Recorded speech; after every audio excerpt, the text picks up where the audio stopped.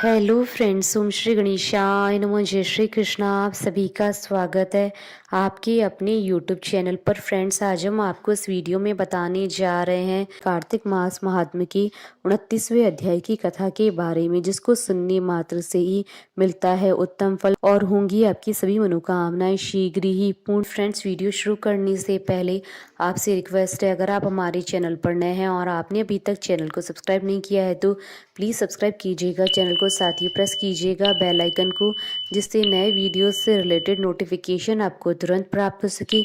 और वीडियो पसंद आने पर वीडियो को लाइक और शेयर जरूर कीजिएगा ताकि सभी भक्तों को इस वीडियो का लाभ प्राप्त हो सके। और कमेंट बॉक्स में जय श्री कृष्ण जरूर लिखिएगा। कार्तिक मास महात्मा सभी प्रकार के विघ्नों का नाश करने वाले तथा सारी सृष्टि का पालन करने वाले श्री गणेश जी तथा ज्ञान के दाता देवी श्री सरस्वती जी तथा सब पुराणों के कर्ता श्री व्यास जी तथा श्री गुरुदेव जी के चरण कमलों में नमस्कार करके भगवान की श्रद्धा और भक्ति रस में डूबे हुए कार्तिक मास महात्म्य की कथा कहती हूँ। कार्तिक मास महात्म्य 29वां अध्याय प्रारंभ। प्रभु कृपा से लिख रहा सुंदर शब्द सजाए। कार्तिक मास महात्म्य का 29वां अध्याय। राजा पृथु ने कहा, हे मुनि श्रेष्ठ, आपने कलह द्वारा मुक्ति पाए जाने का वृतांत मुझसे कहा, जिसे मैंने ध्यान पूर्वक सुना। हे नारद जी, यह काम उन दो नदियों के प्रभाव से हुआ, कृपा यह मुझे बताने की कृपा कीजिए। नारद जी बोले, हे राजन, कृष्णा नदी साक्षात भगवान श्री कृष्ण महाराज का शरीर और वेणी नामक नदी भगवान शंकर का शरीर है। इन दोनों नदियों की संगम का महात्म श्री ब्रह्मा जी भी वर्णन करने में समर्थ नहीं है। फिर भी चूंकि आपने पूछा है, इसलिए आपको उनकी उत्पत्ति का वृत्तांत सुनाता हूँ, ध्यान पूर्वक सुनो। चाक्षसु मनवंतर के आरंभ में ब्रह्मा जी ने सह पर्वत के शिखर पर यज्ञ करने का निश्चय किया। वह भगवान विष्णु, भगवान शंकर तथा समस्त देवताओं सहित यज्ञ की सामग्री लेकर उस पर्वत के शिखर पर गए। महर्षि भृगु आदि ऋषियों ने ब्रह्म मुहूर्त में उन्हें दीक्षा देने का विचार किया। तत्पश्चात भगवान विष्णु ने ब्रह्मा जी की भार्या त्वरा को बुलाया। वह बड़ी धीमी गति से आ रही थी। इसी बीच में भृगु जी ने भगवान विष्णु से पूछा, हे प्रभु, आपने त्वरा को शीघ्रता से बुलाया था, वह क्यों नहीं आई? ब्रह्म मुहूर्त निकल जाएगा। इस पर भगवान विष्णु बोले, यदि त्वरा यथा समय यहाँ नहीं आती है तो आप गायत्री को ही स्त्री मानकर दीक्षा विधान कर दीजिएगा। क्या गायत्री पुण्य कर्म में ब्रह्मा जी की स्त्री नहीं हो सकती? नारद जी ने कहा, हे राजन, भगवान विष्णु की इस बात का समर्थन भगवान शंकर जी ने भी किया। यह बात सुनकर भृगु जी ने गायत्री जी को ही ब्रह्मा जी की दाईं ओर बिठाकर दीक्षा विधान आरंभ कर दिया।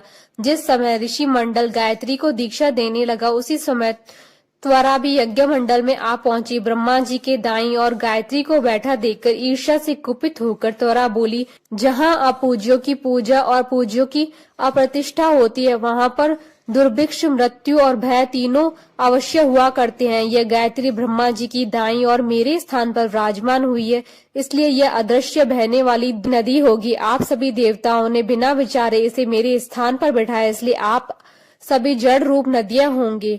नारद जी राजा पृथु से बोले, हे राजन, इस प्रकार त्वरा के शाप को सुनकर गायत्री क्रोध से आग बबूला होकर अपने होठ चबाने लगी। देवताओं के मना करने पर भी उसने उठकर त्वरा को शाप दे दिया। गायत्री बोली, त्वरा, जिस प्रकार ब्रह्मा जी तुम्हारे पति हैं, उसी प्रकार मेरे भी पति हैं। तुमने व्यर्थ ही शाप दिया है, इसलिए तुम भी नदी हो जाओ। तब देवताओं में खलबली मच गई। सभी देवता त्वरा को साष्टांग प्रणाम करके बोले, हे देवी, तुमने ब्रह्मा आदि समस्त देवताओं को जो शाप दिया है वह उचित नहीं है, क्योंकि यदि हम सब जड़ रूप में नदियां हो जाएंगे तो फिर निश्चय ही तीनों लोग नहीं बच पाएंगे। क्योंकि यह शाप तुमने बिना विचार के दिया है, इसलिए यह शाप तुम वापस ले लो। त्वरा बोली, हे देवगण, आपके द्वारा यज्ञ के आरंभ में गणेश पूजन न किए जाने के कारण ही यह विघ्न उत्पन्न हुआ है। मेरा यह शाप कदापि खाली नहीं जा सकता, इसलिए आप सभी अपने अंगों से जड़ीभूत होकर अवश्यमेव नदियां बनोगे। हम दोनों सौतने भी अपने वंशों में पश्चिम में बहने वाली नदियां बनेगी। नारद जी राजा पृथु से बोले, हे राजन, त्वरा की यह वचन सुनकर भगवान विष्णु, शंकर आदि सभी देवता अपने अपने अंशों से नदियां बन गए। भगवान विष्णु के अंश से कृष्णा, भगवान शंकर के अंश से वेणी तथा ब्रह्मा जी के अंश से ककुदमवती नामक नदियां उत्पन्न हुई। समस्त देवताओं ने अपने अंशों को जड़ मानकर वहीं सह वह पर्वत पर फेंक दिया। फिर उन लोगों के अंश पृथक पृथक नदियों के रूप में बहने लगे। देवताओं के अंशों से सहस्त्रों की संख्या में पश्चिम की ओर बहने वाली नदियां उत्पन्न हो गई। गायत्री और त्वरा दोनों ही पश्चिम की ओर बहने वाली नदियां होकर एक साथ बहने लगी। उन दोनों का नाम सावित्री पड़ा। ब्रह्मा जी ने यज्ञ स्थान पर भगवान विष्णु तथा भगवान शंकर की स्थापना की। दोनों देवता महाबल तथा अतिबल के नाम से प्रसिद्ध हुए। हे राजन, कृष्णा और वेणी नदी की उत्पत्ति का यह वर्णन जो भी मनुष्य सुनेगा या सुनाएगा उसे नदियों के दर्शन और स्नान का फल प्राप्त होगा। इति श्री कार्तिक महात्म्य 29वां अध्याय संपूर्ण।